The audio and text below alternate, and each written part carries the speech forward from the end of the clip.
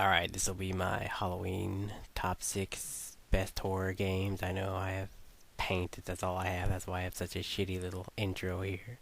But this will be personal games that I've played, I've beaten, or have mostly played. I know there may not be certain games on there that may be scarier, but I've never played them or never played long through them. But if you don't agree with it, make your own damn list. So this is my top 6 horror games.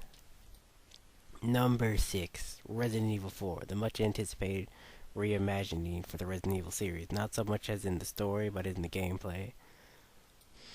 Alright, in Resident Evil 4, you play as Leon S. Kennedy.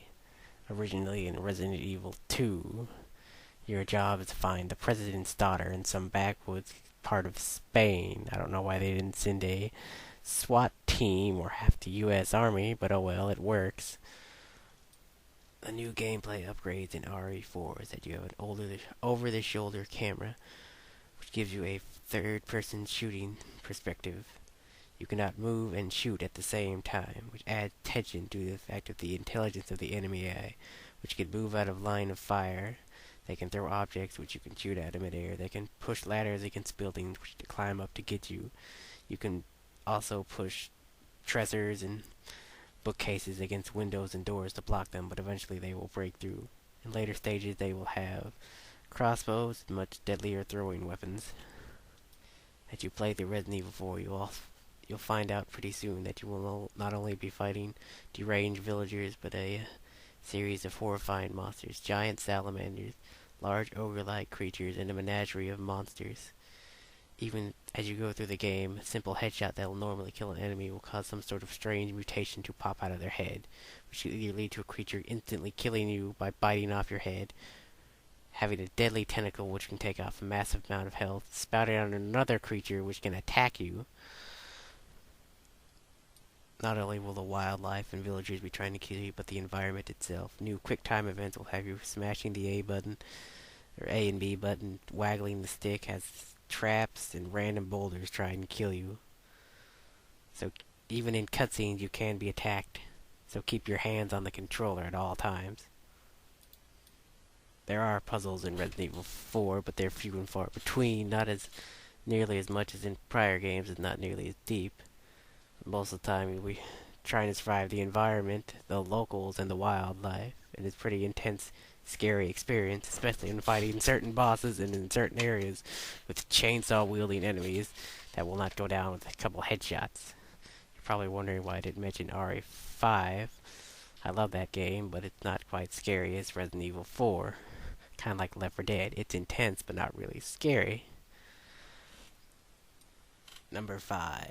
FEAR is an acronym for something I forgot. First action something. Well, anyway, FEAR seems like a pretty average first-person shooter at first. You run through dark, long hallways, shooting enemies. You've got a slowdown feature, which is actually somewhat unique around that time period in terms of first-person shooters. There are two types of major gameplay in FEAR. The running and gunning through long, dark hallways and abandoned factories, which is 90% of the gameplay. The other 10% is the FEAR hallucinations, where you go into a strange dream world and the laws of physics and reality are thrown out the window. You see strange hallucinations, such as figures, strange creatures, which can sometimes hurt you. In FEAR, 90% of the enemies will be generic soldiers with very intelligent AI. They can see your flashlight and identify it. They can also use tactics such as flanking, but the other 10% is broken up between strange mechs and the random hallucinations you will see in FEAR. In FEAR, the two enemy protagonists that you fight, a quote-unquote vampire named Tuttle, who's controlling most of the mindless foot soldiers, and a little girl with psychic powers who creates the dream sequences. The main scary part about FEAR is the intense gun battles where you're basically running around in dark abandoned buildings and the strange hallucinations of Alma, which you will randomly see. Occasionally you'll see her running in the shadows or you'll climb down a ladder. But mostly it was just a generic first-person shooter with two weapons you can hold at once, health pack, shields, occasional special weapon which will break up the monotony. But most time it wasn't scary, it was just intense, like Resident Evil 5 and Left 4 Dead. But when there was the actual hallucinations, it was pretty scary. Number 4, the original Resident Evil games on the PlayStation 1. The last two games I talked about were kind of like, sound like shitty ass game reviews, which they sort of were. The only reason I'm not doing that style with these games is because it's been a while since I've played them, but I'm just going to talk about what I've experienced them and why they were scary. Back in the day, they were fucking scary as hell. I never got any far due to my dyslexia and not solving the puzzle, but I watched my mom play them. Yes, my mom used to play the original Resident Evil games. Now, by today's standards, the original Resident Evil games don't seem that very scary due to their outdated graphics. But back in the day, those were high-end graphics.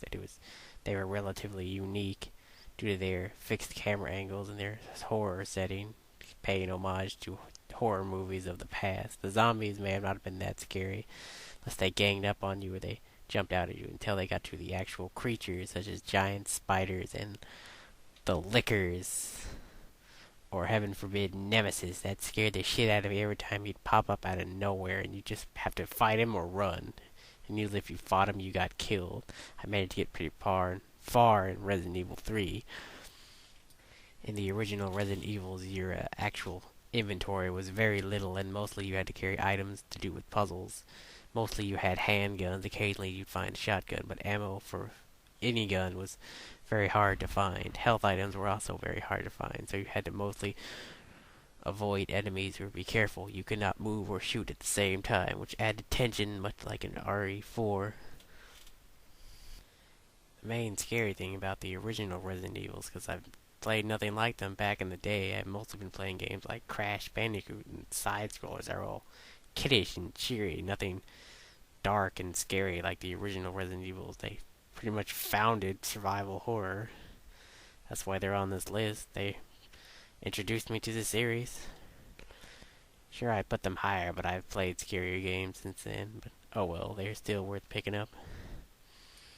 Number 3, Condemned: Criminal Origin, the first true horror game I've played on the 360. When I very first got my 360, I wanted to use a rental service, but I didn't want to go to Blockbuster, so I started using this website, Games and Flicks. And one of the very first games I rented was Condemned: Criminal Origin. I've seen screenshots of this video of it, and I thought it looked pretty scary. Needless to say, I was not disappointed when I very first started playing. You basically play as a detective investigating a series of murders in a particularly bad part of town where cops won't even go. When you start playing Condemned, you realize there's two types of gameplay. The first type of gameplay when you very first start is basically a detective mode. You yank out strange tools to examine the environment. That's about like 6 or 7% of the game. The rest is being chased through dark alleyways, abandoned buildings by psychos, weirdos, and drug addicts, while you try and defend yourself with random objects you yank off the walls. You can block, but it's a timed hit. You mostly find yourself fighting with certain objects you find off the walls. It's pretty much all melee. It's like Fear, except all you have is melee. Occasionally you'll find a gun or two, but they'll have limited ammo, be few and far between. The main enemy protagonist who you end up chasing through the entire game is a serial killer who kills other serial killers in the fashion that they have killed their victims. You pretty much chase them throughout the entire city and all the way to a abandoned farmhouse. There's twists and turns in the story all about, including near the very end. The scariest part about Fear is you're pretty much running around in abandoned buildings with just a pipe to defend yourself. There is variance between the random objects you pick up to defend yourself, like speed, strength, how fast you can swing, and there is a certain depth to the combat involving blocking and when to swing, and occasionally the enemies will hit each other and fight, and occasionally you'll find puzzles where you need to find a certain object, like an axe or a shovel, to open it. And especially towards the end, it gets pretty fucking scary when you're fighting off mutant freaks. Not to spoil it, though. I didn't play Fear though 2, which is a damn shame, but Fear 1 scared the hell out of me. So I suggest you pick it up.